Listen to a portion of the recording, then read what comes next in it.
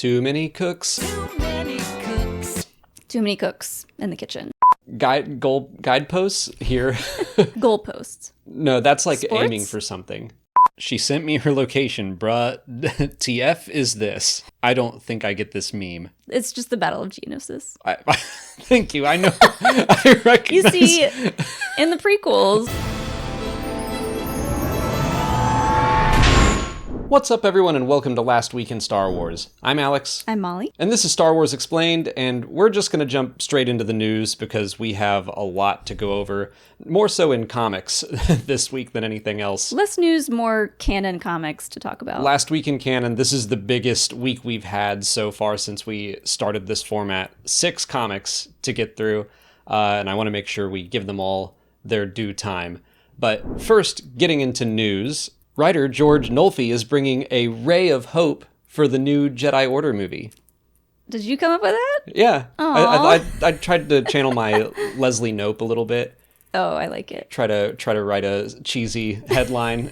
But yeah, the Rey movie has a new writer. You never really love to see a bunch of writers moving on to the same project. That's like usually seen as kind of a rough sign. Who was the writer before this? So I wanted to shift into that. Stephen Knight was the writer before this, and he left because he was working on the Peaky Blinders movie. He was the Peaky Blinders showrunner, I think, and just had to move to that project. So I don't think it was like creative differences or any problem like that. But before that, there was, I think Damon Lindelof was the writer. Right. And that one, I do believe it was kind of shifting away from his vision into something else. So there does seem to be some struggle to figure out what this movie is going to be exactly. But I'm curious to see if George is coming on to just like finish Stephen Knight's work. I guess I'm wondering that they might not be shifting gears so much as just like, let's get a writer to finish what Stephen Knight couldn't because he went on to Peaky Blinders. Yeah, I think that would probably be the best outcome because we want it to be kind of a well thought out, well written project. And I think the more writers you add to it to just add on. Too many cooks. Too many cooks. Too many cooks in the kitchen. It reminds me of the Obi-Wan Kenobi series. I learned about screenwriting and credits thanks to Joseph Scrimshaw and Force Center talking about the difference between ampersand and when it comes to the writing credits. Oh, I remember that. Yeah, so that series had several writers on it credited in different ways. So it'll be interesting to see what the credits for this movie look like. So this guy's worked on a couple of the Bourne movies. What Just else? one, I think. Bourne Ultimatum. Just the one? But that is my favorite one. I haven't seen that one. Sad to say. What else has he done? I've only seen one other movie that he's written, and it's Timeline, which is based off of the Michael Crichton book, Timeline. I never watched that because you said it was terrible. Yeah, not great. But I loved that book. The book is incredible. I loved that book when it came out. I was big into Michael Crichton in high school especially. But yeah, that was an adaptation I was really excited for. Watched it. Did not like it at all. I do think that it would just be a difficult story to adapt. And it's a thick book, and to try to do all that in 2 hours, kind of a thankless job. But those are my guideposts here for George is that Goalposts. no, that's like Sports? aiming for something. Guideposts? Guidelines. I don't know what I'm trying to say. Those are the 2 things that I know that George Nolfi has written. Okay. One I didn't like. One I liked a lot. Bourne Ultimatum is great. So, yeah. And which number in the series was that one? 3. 3. Okay. Well, that is kind of hard to do, to make a third. There have been a lot of thirds Yeah. that really struggle. I mean, like X-Men: The Last Stand, Right. Matrix Revolutions. It is kind of difficult to make the third movie really, really pop. But yeah, I thought Ultimatum was really good.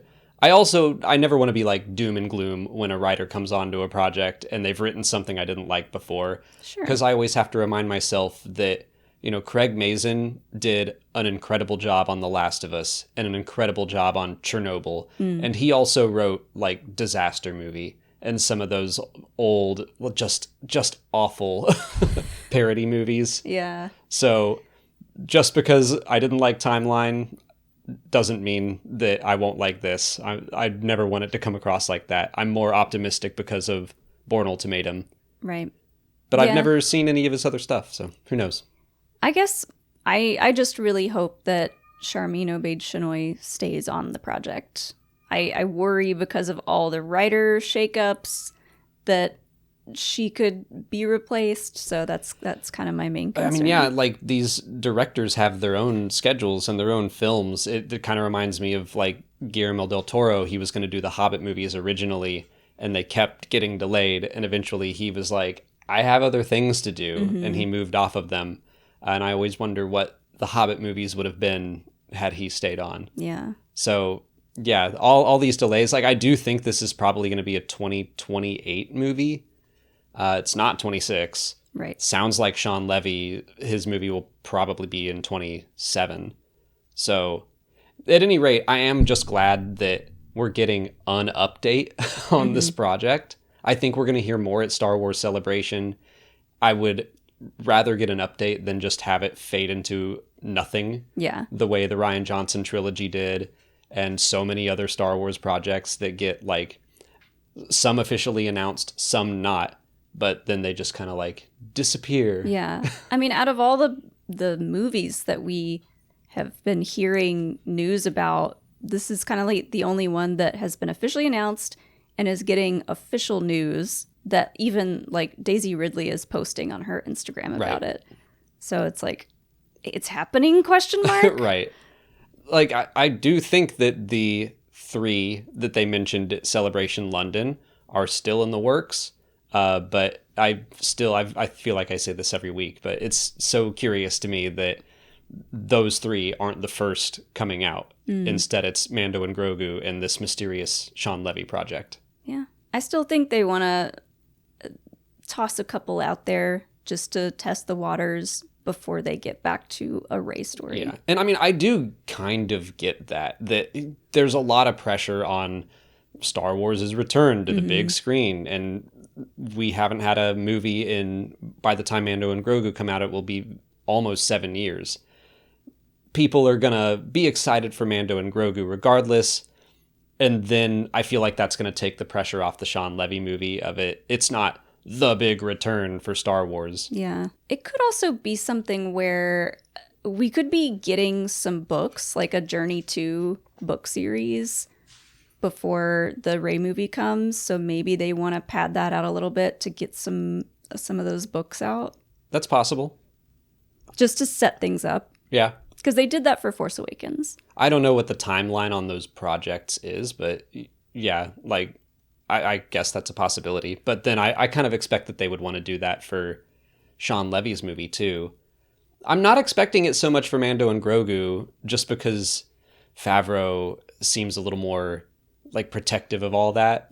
Like that we were going to get a visual dictionary and Adam Christopher was going to write a novel that was connected to Mando, and then that got scratched. So Yeah, I think they're just kind of holding off on publishing for The Mandalorian right now. I don't think we would get anything like that for Mando and Grogu. That's just going to be season 4, basically, of the show. Yeah. The other news story we wanted to talk about this week is that Deadline reported that Acolyte wasn't light on the viewership, getting 2.7 billion. Are you impressed? What's happening? Am I being punked? I'm just trying to be a little cringier. I like it. I like a little cringe. But The Acolyte turned out to be the second most viewed show on Disney Plus in 2024, getting 2.7 billion minutes watched. That's coming from Luminate data, which I believe is owned by Variety, and that's their like streaming data collection source. Yeah, when I looked into this, I went to the Deadline article and then I went to where they sourced it, and it was that. And I was like, I don't think I've ever seen this website, but it was a cool site. Yeah, it's still like very kind of, where do we go for these streaming numbers? And they report in minutes watched, which I'm like, yeah, I guess watch time. How else are you going to do it? Yeah. I don't talk about watch time unless someone like Deadline brings it up and is like, here are the official numbers that we know to be true. really wanted to talk about this just because of the state of streaming and how difficult it is. That this was the second most watched show on Disney Plus, and I think that that's even kind of, to me, that says that maybe people were rewatching it because the episode lengths were not very long. So I think it did have strong viewership, but they just threw so much budget at it that Disney itself was saying, like, it didn't perform well enough for the budget that we gave it. And it's like, well, gosh, guys, maybe... What do we need to do? Yeah, maybe think about the budgets a little harder. Yeah, this news kind of made me mad just because it is kind of like, okay, well, what does a show have to do to prove to the executives and to the company that it's good enough to get renewed? People are watching it, And I thought about, when I made this post, the image for the post, I thought about underperforming, putting that in like quotations, right. Because they said it underperformed, but that was mostly having to do with how much the budget was compared to how much they made off the show. I believe it was a $230 million budget. So pretty big budget. Yeah. But compared to Andor, kind of similar budget. Right. And that's what I think that, the Acolyte and Andor and Skeleton Crew, basically all the shows that we have now, were coming out or were announced back when there was just this big streaming boom. And companies were just throwing money at any project. Like, we just need content, go, go, go. And I don't think they put much thought into the future. And this isn't just a Disney Plus problem either. Like, Netflix does this too, where they just put out shows and there'll be like a great first season of something, and then they're just like, nah, not going to do any more of that.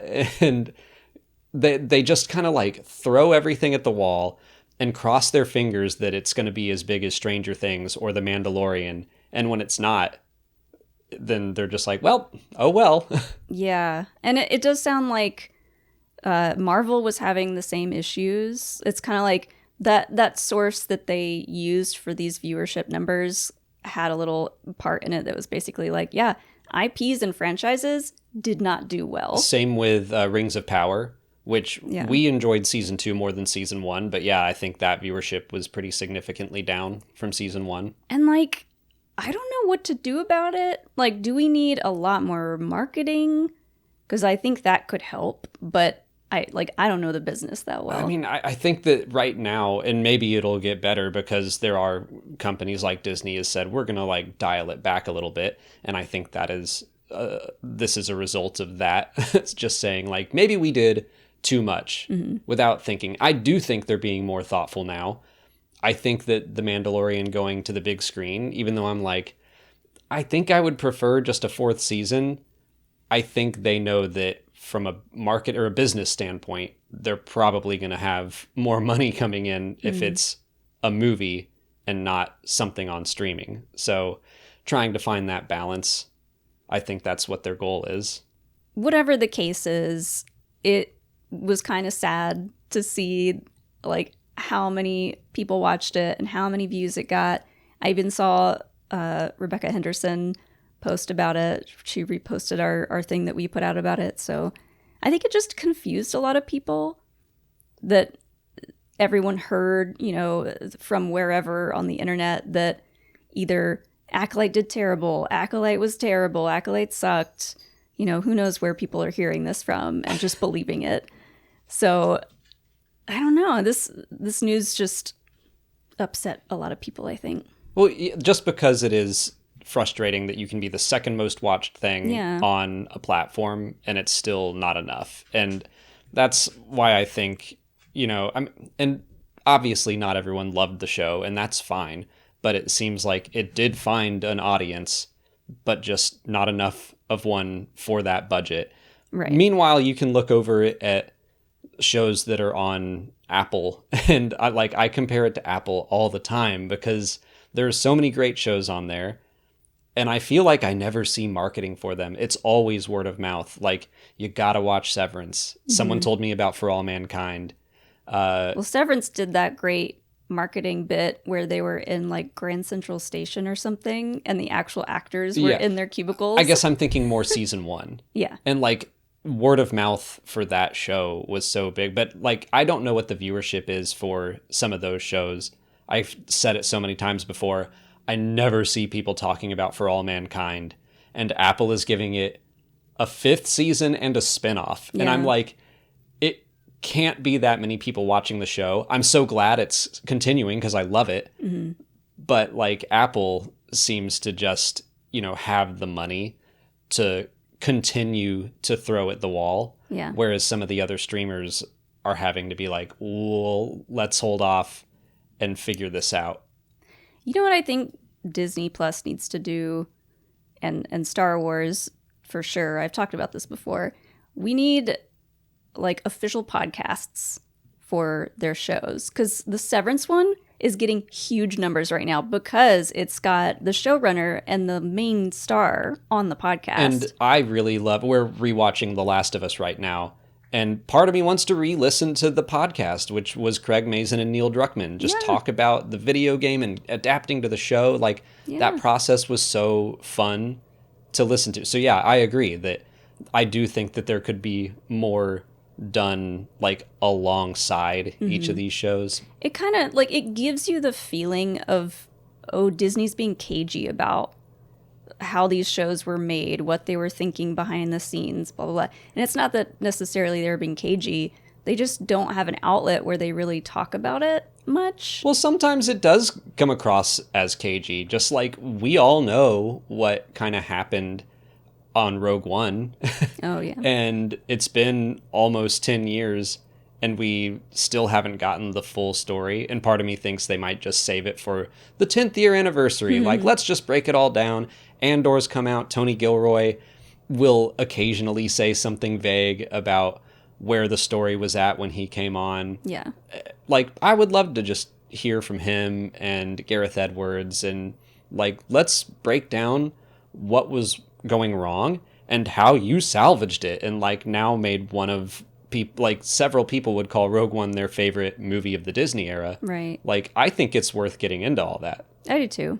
I think Disney is afraid of showing people how the sausage is made, because like that's very much a Disney thing, to keep everything behind the scenes. Right, like if you're an actor, you can never take your chipmunk head off, like stuff like that. Like they preserving the magic. Right, and they need to get out of that mindset for their television shows, if that is the case. I agree. Like I think it's fun to learn about the process of creation, especially when it comes to Star Wars. I mean, so many great behind-the-scenes docs about Star Wars. And it's not like we all pretend A New Hope was always going to be this hit. Like, George Lucas was having a heart attack in the middle of its creation because nothing was going right. Yeah. Anyway, we do have a lot of stuff that happened in Canon this past week we need to talk about. So let's get into last week in Canon. Buckle up. Yeah, 6 comic issues. I'm going to try to find a balance between giving them all due time, while also not spending too much time on all of them, or else we'll be here all day. But I wanted to open up with A New Legacy. This was the one-shot written by Charles Soule and Jason Aaron and Kieran Gillen. And it was kind of a celebration of the past 10 years of Marvel, Star Wars, and the characters and events from those series. The primary story was written by Charles Soule, and it was about Dr. Aphra and Sana Staros and Violet Valance and Rick Duell, and they're all infiltrating an Imperial, like, art gallery.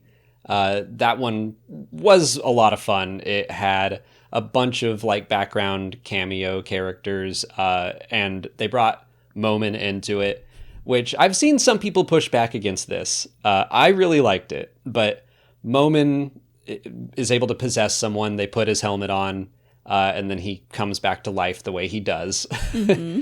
And he was an artist. So he's like super jazzed to be at an art gallery. At this point in time, he's like going around judging all of the art in this gallery, then comes across one of his own pieces and it says artist unknown, and he gets pissed off and starts to attack the gallery. I thought that was A, funny, B, in line for a Sith, to just be like, what do you mean the galaxy doesn't know my name? Yeah. Like, they're selfish. Sith are selfish. They're self-centered.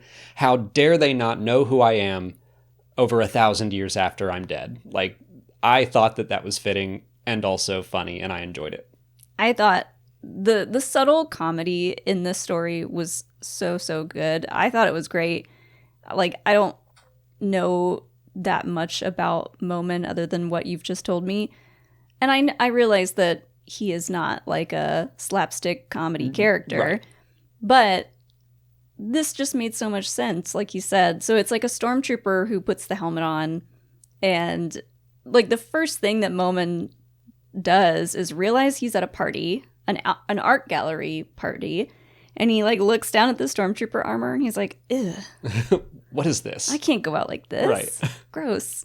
So he like finds a sheet or something to like put over him to make himself like a little more presentable, which I was like, great start for Momin. And yeah, he's just going out and kind of like just enjoying himself a little bit. I loved this. See, I think that some people were like, this takes away from like some of his badassery. And I agree. Momin is like a badass dark side character. He's also just a helmet now. Right. How much can he actually do? Like, we don't know how many times like this helmet has possessed people, do we? Quite a few times in the Darth Vader comics. So he's probably like, I don't know, this might be one of those times that maybe I just have some fun and I don't have to go around killing and making a big deal. Yeah, until he realizes that no one knows his name.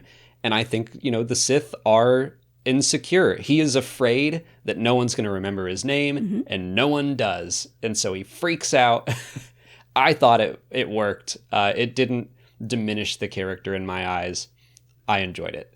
Also, a nice little beat of comedy was Afra and Sana's side story. Yeah. They were there to steal like a piece of art, and she shows it to the reader as like this hologram, and it's like this big, and she's like, perfect, let's go in and get it. And they go in, and the actual art piece, Momin's art piece, is like 20 feet 20 tall. feet tall, and they're like, crap, Uh-oh. how do we steal that? I've been talking about, so something we're working towards doing is a Star Wars tabletop RPG campaign, and I really want to use that idea. So hopefully none of the people that I want to play in this are watching this, but everyone else watching, like, remember this, and then when it happens in our campaign, this is where I stole it from. Because that's just so funny to be like, all right, you're going on a heist, here's what you're stealing, and they'll all be like, easy. And they get in there like, oh no. Because a lot of the other art pieces are about that size. Right. So I just thought that was a great little plot twist. The other two stories I didn't find to be as impactful. They were both shorter.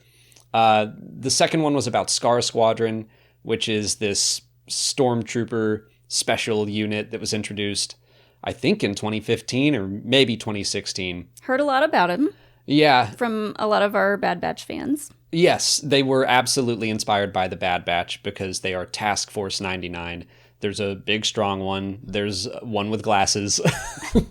There's a sniper. Like, definitely Bad Batch vibes, which was interesting because I wonder if they were supposed to be like a Bad Batch replacement because at that time, those episodes in the Clone Wars hadn't come out, but people kind of knew about them.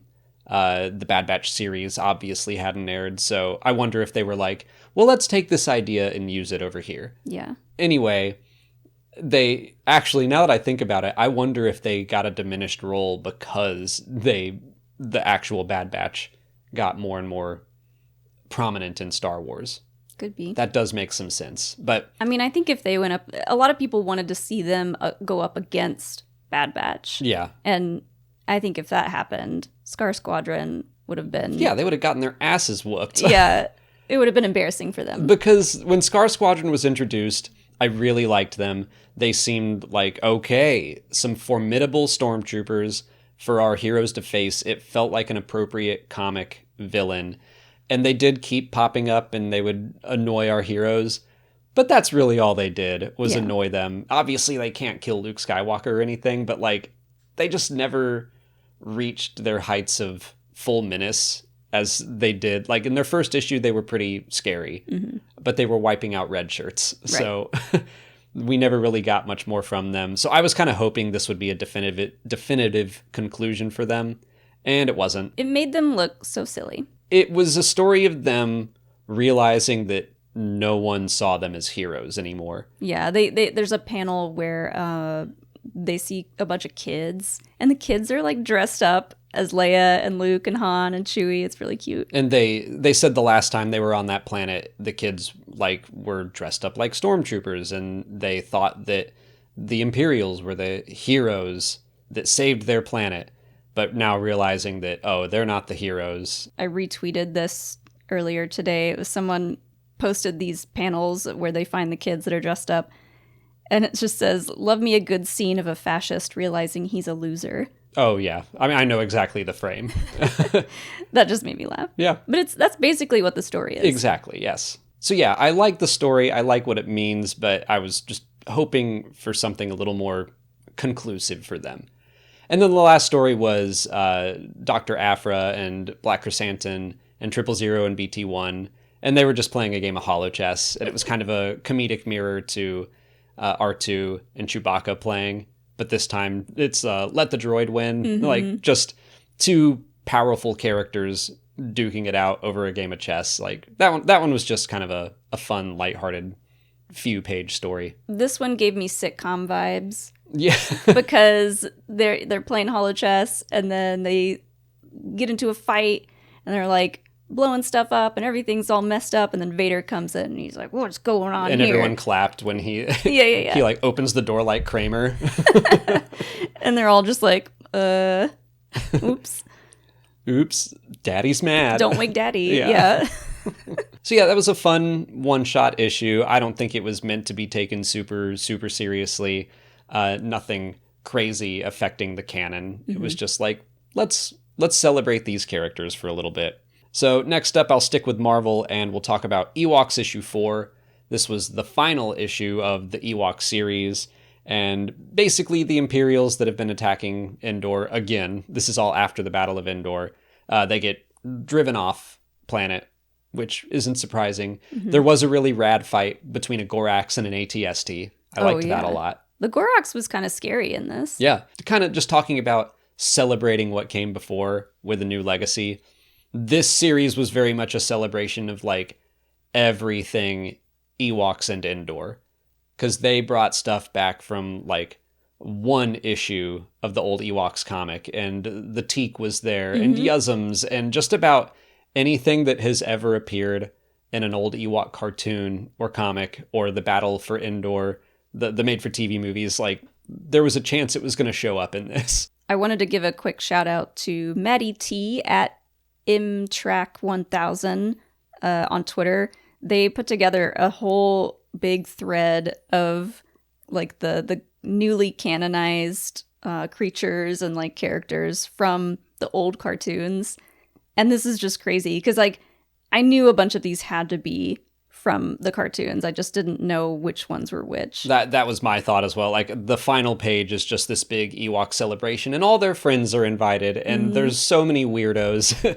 And I was like, these all have to be from the old comics and cartoons, which I never watched. Yeah. But just like those designs, I was like, they sure do look familiar from that like art style. So yeah, check out that thread for a nice comprehensive list of what each of them are and where they're from. They also canonized a cute little Kenner ship toy thing. Oh yeah, I didn't even know that. I thought that was like just a tiny Lambda shuttle.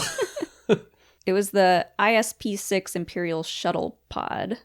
Which was just an old Kenner like toy that you could shove an action figure into. Yeah. Nice. This series as a whole was okay. It didn't add a ton to canon or anything. I wouldn't call it like necessary unless you just love Ewoks and Endor in general. It was a fine time, but yeah, I wouldn't say it's like required reading. Which a lot of people do love the Ewoks and will collect any Ewok related So that's what I'm saying. If you love Ewoks and Endor, then you're going to love this series. Yeah. The other 4 comics that came out this week were all in the High Republic Adventures line. The first one was an annual, so another like collection of stories. I won't spend too long here. This was kind of a collection leading up into the Battle of Eriadu, which we're going to talk about in issue 14. I did want to give special mention to the Churro the Hutt story because I love that character. So Zoraida Cordova, who created the character, wrote a little story for him going on an adventure trying to heal Nal Hutta because when we see it in the Clone Wars, it's all swampy and gross. We find out that's because the Drengir attacked it.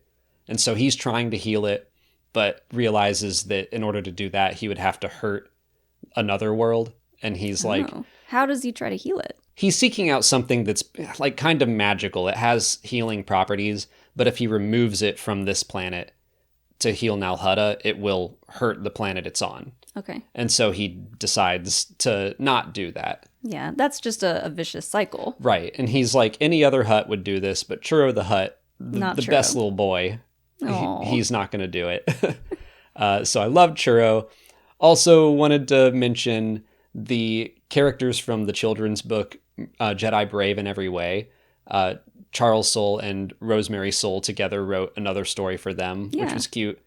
Very, very kid-centric, like they're protecting kids during an attack. I also wanted to shout out that friend of the channel, Andy Duggan, did the art for that one. And there was a Holo film called Socorro Jame. It's basically the Star Wars version of Indiana Jones. Oh, cool. But there is an in-universe Indiana Jones style series of films, Holo films that people enjoy. Oh. So that's fun. I need more of whatever that is. Yeah, so that's the biggest thing introduced to canon that I would say from that comic. I got excited about that. That's interesting because now that we know that exists, I wonder if we'll see it pop up like in the future in any kind of like publishing, because now a character could be like, oh, I sure did love watching those growing up. It's interesting. We never really spend a lot of time with like entertainment in Star Wars. Yeah. We know that Holo films exist. We know that like Jedi romance Holo novels exist. We know that there's news. Yeah, we hear a lot about entertainment, but no real specifics. So I always kind of take notice when I'm like, oh, it's a title of a thing. Mm-hmm. I'm sure they don't want to get too far into that, just because it could get a little messy. I remember in Legends, one of the X-Wing pilots of Wraith Squadron was like a former Holo star.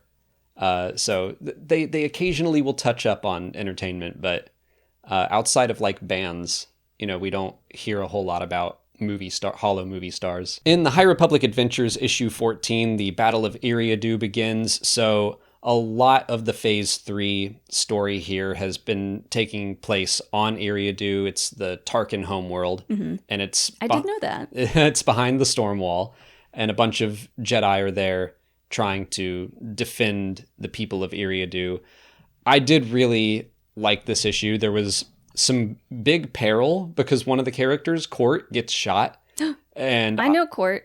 Yeah, I genuinely thought he might be dying. Little rock face. Yeah, he doesn't have the mask anymore, but he is Lil Rock Face back in Phase 1, but he grew out of that.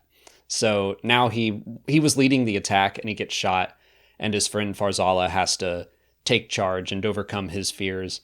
And he had a great line that I wanted to repeat.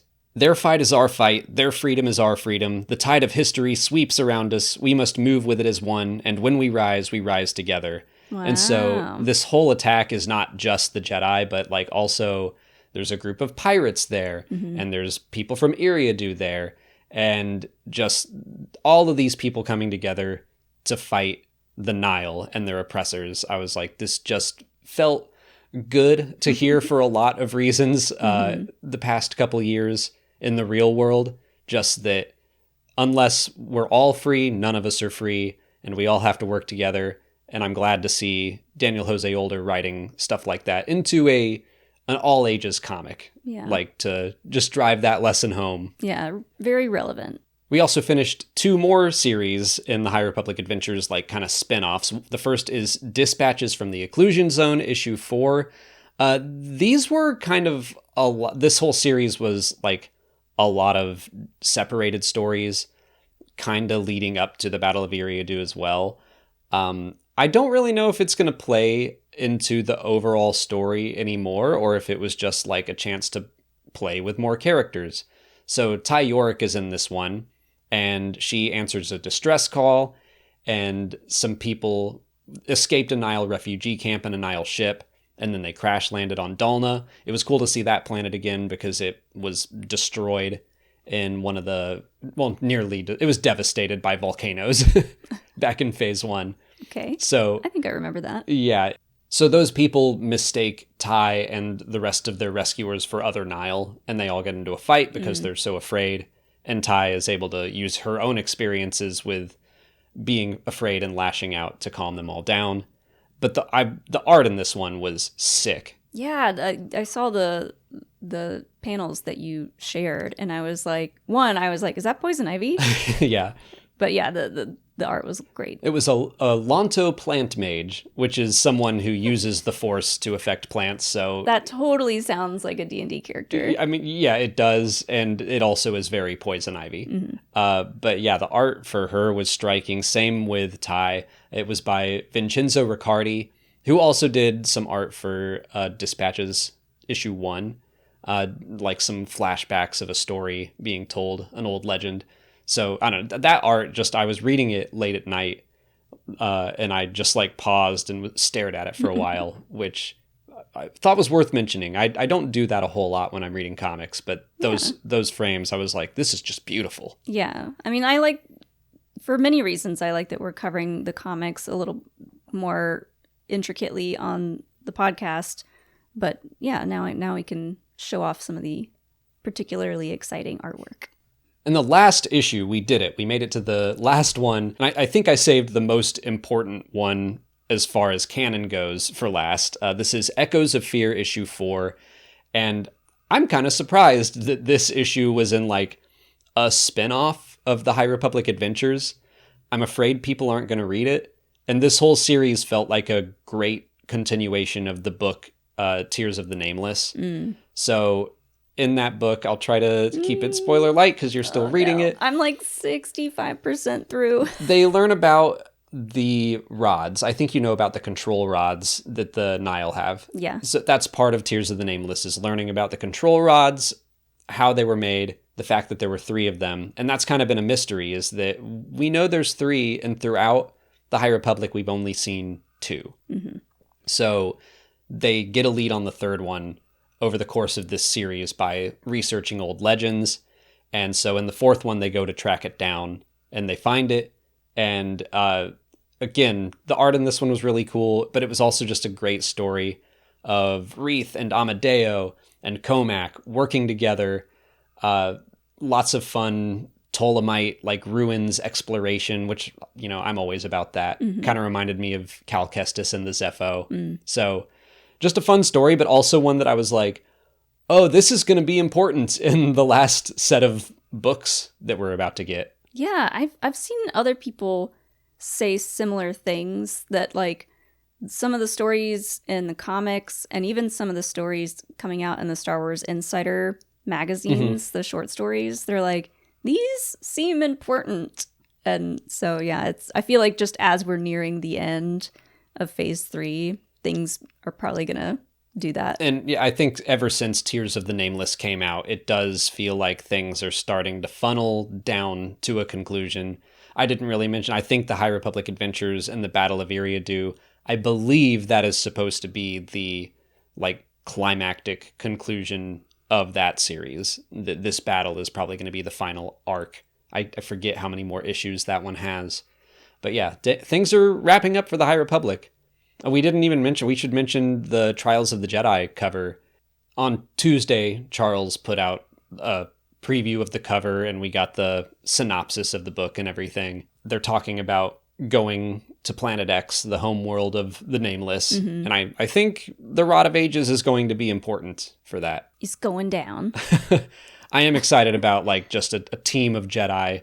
I think it even said 9 Jedi, and people are already calling them like the Fellowship of the Nameless. Ooh. Which I'm like, picking 9 does sound purposeful. All right, so that was a lot. You did it. 6 comics. That's not normal for Star Wars. I remember when I was looking at at the end of December, I was looking at, okay, what all's coming in January, and seeing 6 comics on one day. I was like, oh, usually it's 1, maybe 2, maybe 3, but 6 is a whole lot.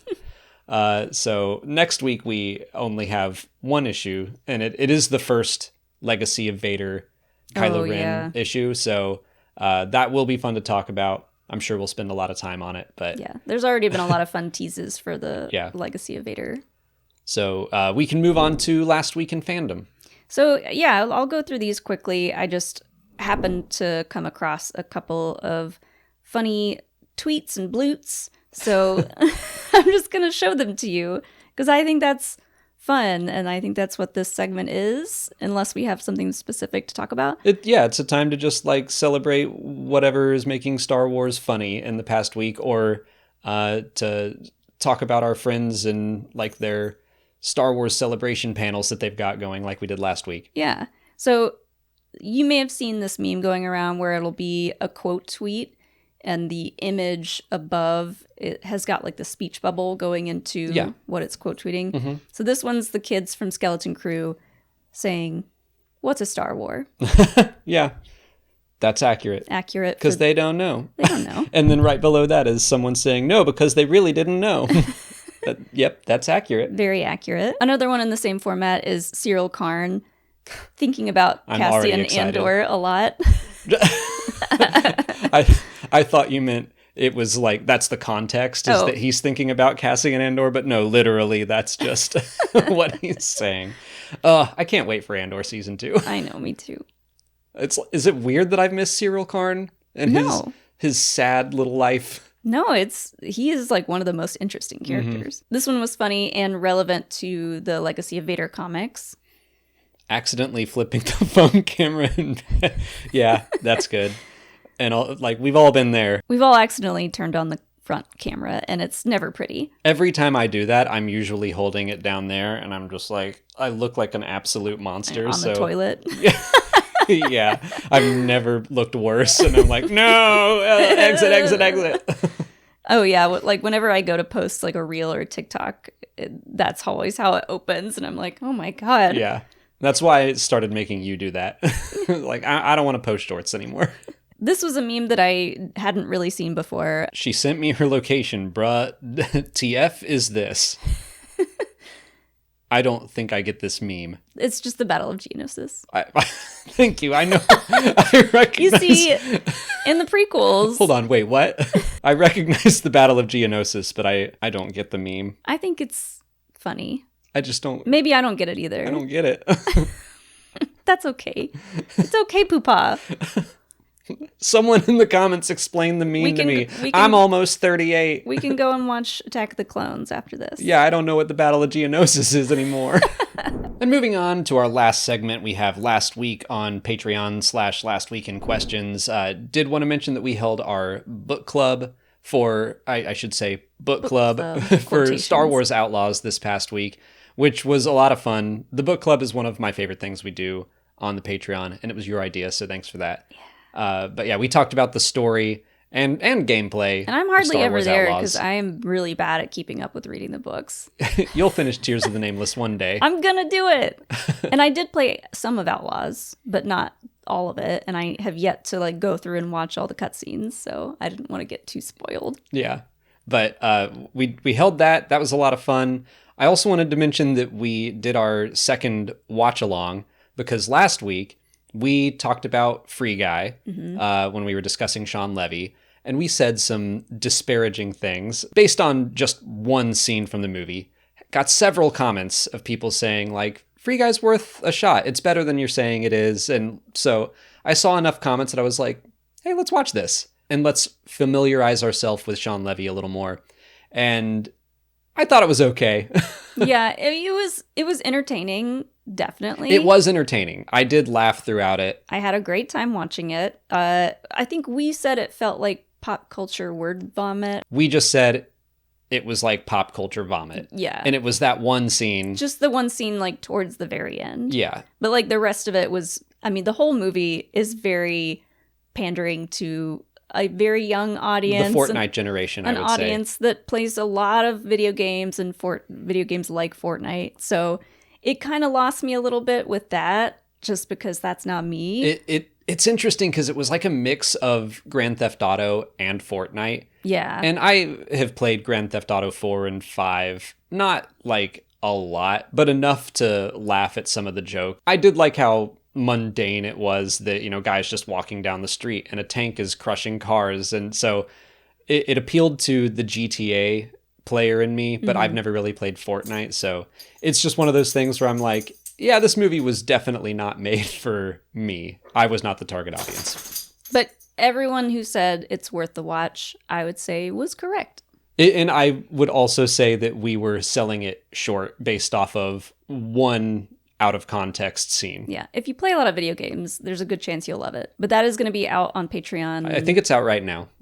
So if you want to watch it with us, go check it out. Moving on to questions, Irene Williamson asks where we read our comics. And since we talked about comics for so long this week, I figured I'd answer this. It's a question I get a lot, but for people who are interested in getting into comics more, I'd like to help out. Mm-hmm.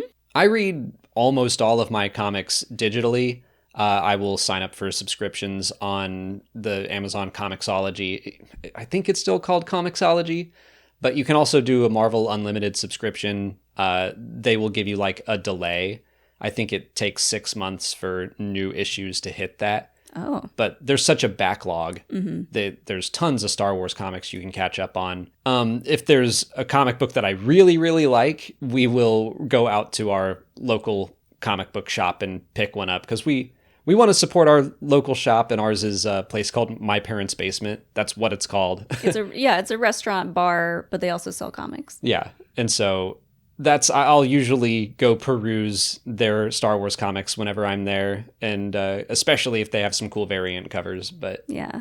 I mean, if you just Google comic book shop and look and see if there's one nearby, I would definitely recommend going in and checking it out, because if you are someone that could be interested in going and picking up physical copies, that could just be a fun outing to like go to your comic book shop and pick it up, because chances are there's a lot of other comic book fans that could be there, and you could make some new friends, strike up some fun conversations. One of my favorite interactions last May 4th, which also happened to be Free Comic Book Day, we went to My Parents' Basement and I got the Dark Horse free comic book. But I was too late to get the Marvel one. And I was like, oh, well, there was another place around the corner that was doing Free Comic Book Day. So we went there. They were also out. And I was like, oh, well, but someone heard me asking if they had any copies of it. And he was like, oh, I read mine already. Do you want it? And I was like, that was so nice. That was so nice. You didn't have to do that. No. Like, he just overheard me and was like, oh, you want to read it? Here you go. And so that was just a fun little interaction with another fellow Star Wars comic book fan. That's kind of the beauty, I think, of Free Comic Book Day, is it ignites this kind of pay it forward attitude where you're like, yeah, I got a free comic book. And once you've read it, you could be then inspired to just give it to someone else who didn't get a chance to get it. So that was really nice. But I will say again, I read most of mine digitally because, when 6 comics come out, like, I just don't have the space for like all of those comics. So we will pick them up, like you said, if they're like really important issues that we really, really loved, or they have a great variant cover. Both of the Star Wars Visions comics that came out, the art on the cover and inside is so cool that I was like, I have to have these. So I kind of save them for special issues. Cameron Stewart asks how we think the Gorman Massacre will be presented in Andor Season 2. Ooh, not pretty. Heavy. Yeah. Well, so this is interesting because it's something that we've heard a lot about in old Star Wars content, including Legends. And we do have a version of it from Legends where there's a protest and Grand Moff Tarkin basically lands his ship on top of the protesters and just crushes them. And that's the massacre. Yikes. I don't think they're going to do that. I wonder if they're going to try to pay homage to it, or if maybe there are multiple things going on. Because we don't know that the trailers have shown the Gorman Massacre. We don't know for sure that it's going to be in the show. But I do think that the trailers have shown the Gorman Massacre. I mean, it could be something where the Gorman Massacre may have too much canon storytelling baggage to then say, look, here it is, and Andor, and have it be like different than what people have kind of envisioned it to be. Well, in canon, we don't have anything set in stone. It's just kind of like the final straw for Mon Mothma. Okay. And so the fact that she mentioned it twice in Andor season 1, I think they were planning on building up to it. If it is the final straw for her to convince her to like go and do what she does best, I think that is, she like openly defies Palpatine and calls him out. Then I think that is important to show in this season. So I'm curious to see how they pull it off. It looks like Cassian's going to be there. There are shots of like stormtroopers approaching a crowd and then shots of them opening fire on the crowd. You can see people in berets around, and Cyril Karn in one of the shots I remember was wearing a beret. Oh, I bet he loves a beret. Oh yeah, he's like, I look so good. He tailored his beret. You know who I think he would get along with great? Alan Cumming. I think Alan Cumming would beat his punk ass. Well, I mean, yes, but fashion-wise. Yeah. They would, on first encounter, Alan Cumming might be like, oh, you did a great job tailoring your outfit. And then he would learn about his politics and beat the crap out of him. Yeah. I think he would have a little bit of mutual respect. Maybe if there were a Star Wars version of Traitors and Cyril Karn was on it and he came in with his cute little outfits that are tailored. And Alan Cumming's like, oh no, Cyril Karn actually died. Yeah. Oops. The fact that in season 1, they kind of honored the reference books saying that Cassian was from Fest, which is a detail that I pumped my fist at when we first saw it, which is like so nerdy. Molly's like, what are you doing? I'm like, they said Fest. What a weird name for a planet, too. I kind of wonder if they're going to try to honor the original version of the Gorman Massacre, or if they're just going to do something completely different. Yeah. I'll be interested to see how it goes, but I do kind of hope it is that scene that we've seen a few shots from in the trailers. I would bet some money that it is, but you know, bet some credits. I'd bet some credits, some Old Republic credits, but I cannot for 100% certainty say that is the Gorman Massacre. I just am pretty sure it is. I think we'll either get it like done pretty big, like that big scene, or they won't touch it. Or it could be something that happens across the planet. Like maybe the Tarkin thing does happen at one location and Cassian is at another location and there are protests across the planet. And so Cassian is at this one and then we hear about the Tarkin one over at another spot. Yeah. We'll just have to wait and see. April seems so close and yet so far. Yeah. And I think, so the massacre takes place in 2 BBY. So I think it'll be like the second or third arc in the season. But that's it for Last Week in Star Wars. If you haven't already, please like this video, subscribe to the channel. Follow us on Blue Sky and all the other social media sites. And consider checking out our Patreon page. As always, thanks for watching, and may the Force be with you.